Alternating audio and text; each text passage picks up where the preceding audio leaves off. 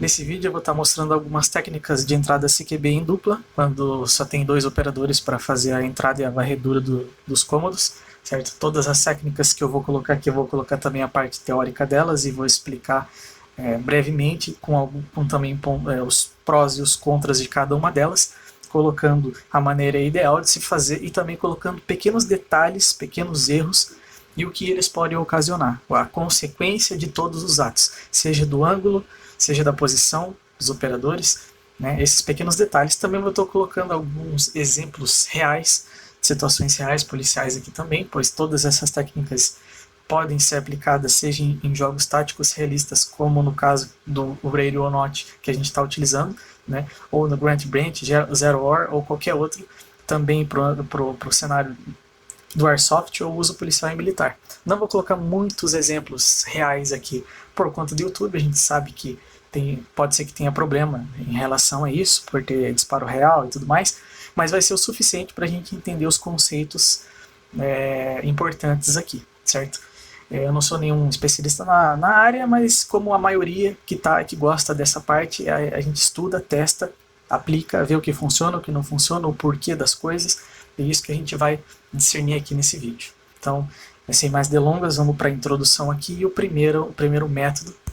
Aqui eu já vou estar mostrando dois exemplos, onde vai se aplicar as próximas métodos que a gente vai utilizar.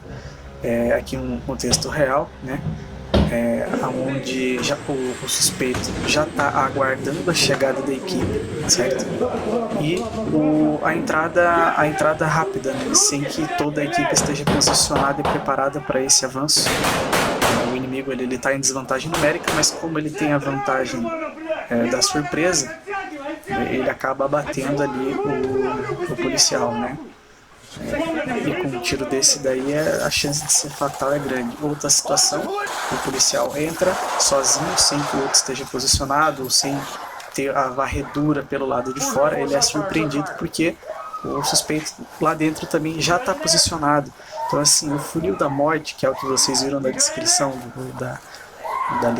das técnicas, né, dos métodos, esse é o funil da morte, a porta.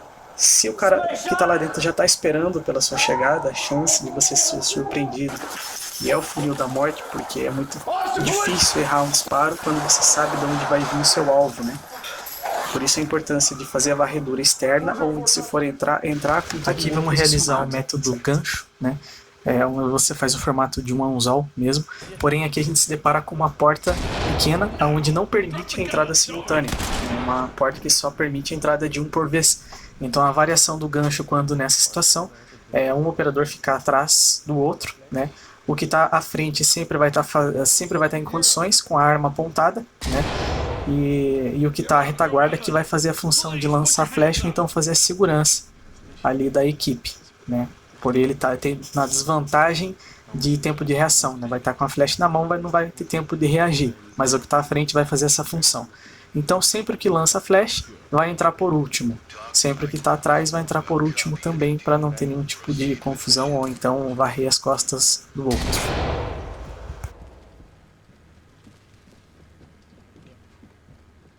Aqui temos uma variação da mesma técnica, porém com alguns erros, certo? Alguns erros e acertos. Nesse caso aqui, uma coisa a se atentar é quando alguma coisa impede a abertura da porta e precisa fazer uso de arite, então chutar a porta, sempre, em todo caso, quem vai fazer a abertura da porta se afasta da porta. Quem vai fazer uso do arite ou então chutar a porta, faz isso e se afasta para evitar um tiro varando a porta ou coisas do tipo. Outro detalhe importante é quem vai lançar a flash ficar posicionado de forma que tenha cobertura e não lançar flash de frente com a porta, né? Você está num momento vulnerável. E nessa vez que a gente estava gravando, ocorreu isso.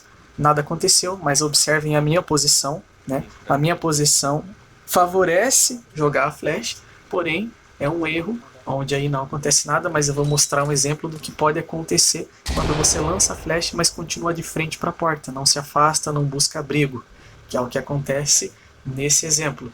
Ele vai lançar a flash, mas continua na posição frontal. Ó. Ele é o primeiro homem, lança a flash, e nesse momento o inimigo rusha ali na frente e abate ele.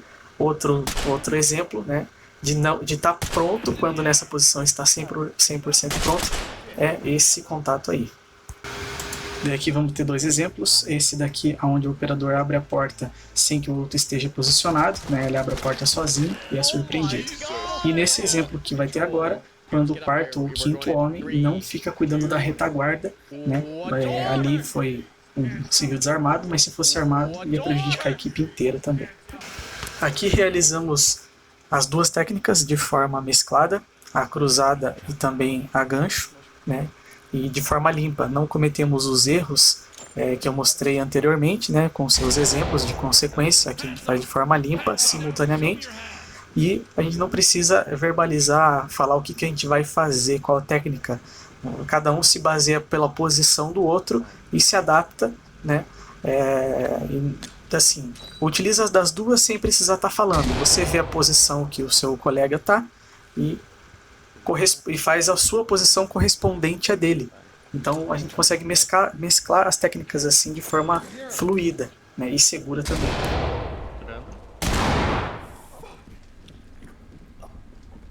Limpo.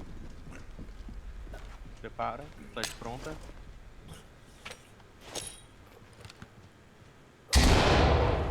Police, put your hands, get down and put your hands. Police, put your hands up. Stretched. Got him, cuffed and secure. Aqui a gente vai fazer o uso da visada cruzada, né, e também a entrada cruzada. Aqui, primeiramente, vamos fazer o uso do chute, né, na porta. Lembrando, como a gente já tinha definido antes, quem chuta é o último a entrar, né, mantendo ali quem está com a vantagem de já estar enganjado, já estar pronto para qualquer eventualidade. Né. Então, quem vai fazer uso da flecha ou arrombar a porta, o arrombador vai ser o último a entrar. Aqui a gente faz uso da visada cruzada, pois a principal vantagem dela é eu ter visão de uma área onde meu parceiro não vai ter. Por exemplo, ele não está vendo esse inimigo que está na minha frente. Em contrapartida, eu não estou vendo quem está no final do corredor, mas ele sim. Então ele tem a visão do que eu não consigo ver e eu a visão do que ele não consegue ver. Ele já vai avançar diretamente para o alvo onde ele tem a visão e eu avançar para o alvo onde eu tenho a visão. A gente entrou aí de forma cruzada, mas poderia ser engancho também, nada impede isso. No próximo cômodo, a gente se depara com uma situação onde a visada cruzada auxiliou a ter completa visão do que acontece, né? E se tivesse ali eu atrás dele, a gente não conseguiria reagir tão rápido nesse exemplo de situação. Copy that. I'll get rid of it.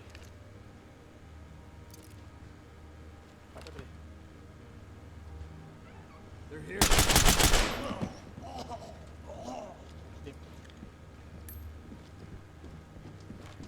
Threat neutralized. Hands up now! Copy that, entry team. Notifying morgue. Nesse exemplo, temos dois exemplos de função específica, né? Ali acontece um imprevisto antes de entrar, a gente está pronto para entrar, mas um suspeito ele vem, né, antes, de dentro para fora, né, acaba saindo. A função de ter um responsável por ficar cuidando da parte interna é que o ponta sempre vai cuidar da varredura interna inicial, ele nunca vai se distrair com outras coisas. O homem coringa, que seria o terceiro ou quarto homem, nesse caso o próprio segundo homem vai ficar responsável por sanar esse imprevisto, né, cuidando ali do que aconteceu, e o ponta sempre vai fazer a varredura interna, evitando que venha disparos de dentro para fora, né, comprometendo ali a equipe.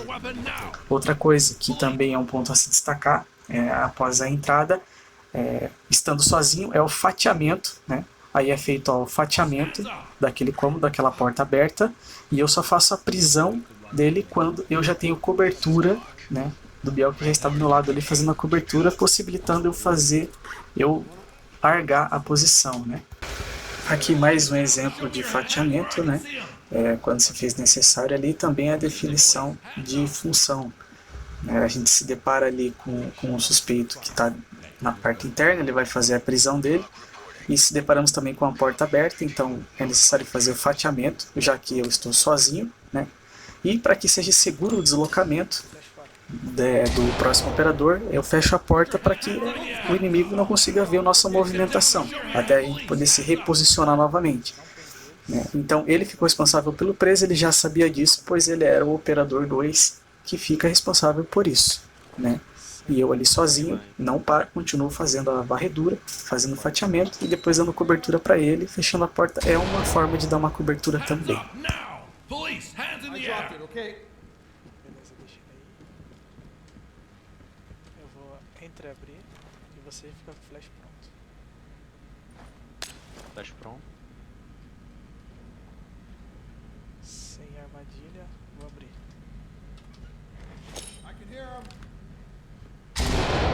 Arms outstretched! Drop the gun! Don't hands up!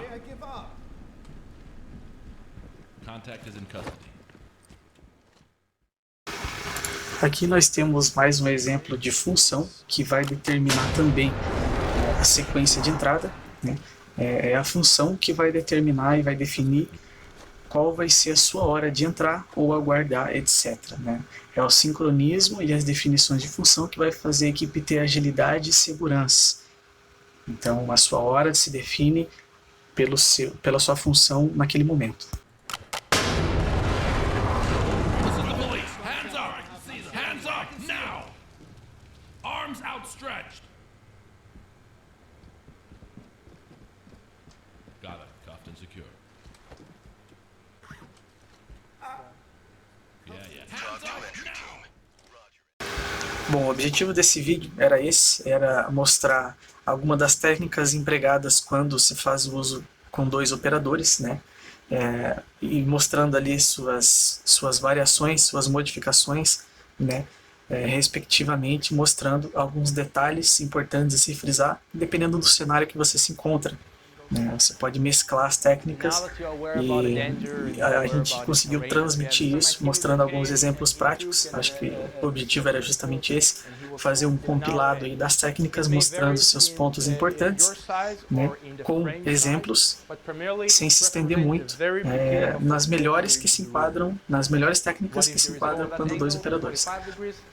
A intenção do vídeo aqui não é que seja um ensinamento com uma verdade absoluta, longe disso. A intenção é justamente abrir a janela de discussão, né, para esse cenário. A área CQB é uma área muito ampla e complexa, em constante evolução. A intenção é que você analise, veja, teste, coloque em prática e se sinta à vontade para vir aqui fazer qualquer tipo de crítica, sugestão ou então dica de aperfeiçoamento, né, que possa vir a contribuir para uma melhora, seja na velocidade, seja para a precisão geral, seja para a letalidade da equipe, né, ou para a segurança. Então, para que a gente consiga sempre estar fazendo da melhor forma possível. Certo?